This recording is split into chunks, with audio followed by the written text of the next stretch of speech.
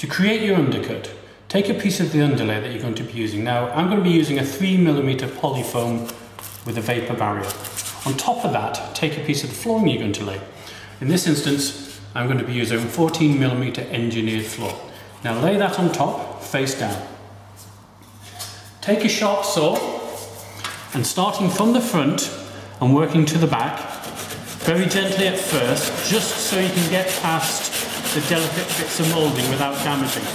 Work your way from the front to the back.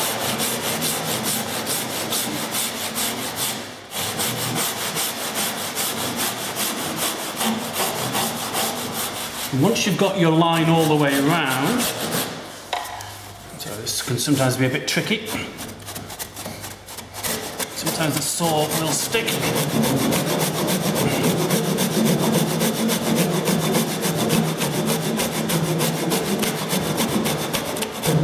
Okay, now once you've got your line all the way around, then you can start to work all the way through the door frame.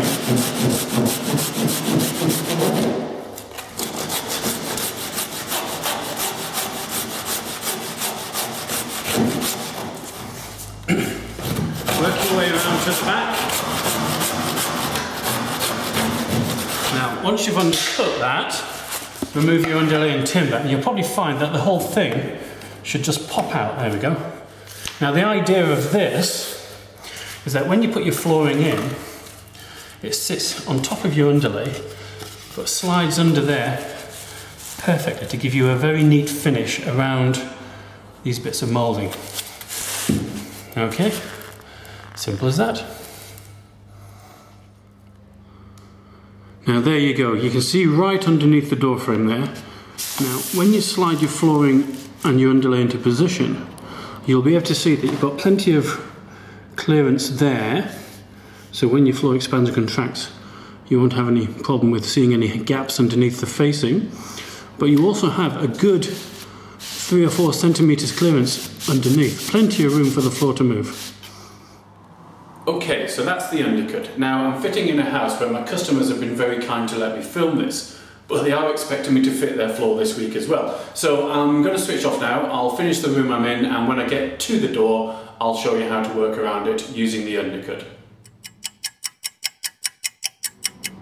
Okay, so we've fitted the floor in the room and we're about to work out into the hallway. Now I've cut a board to size already, and all we have to do is slide that underneath. Now if you remember, we've got a gap under here of about 3 centimeters.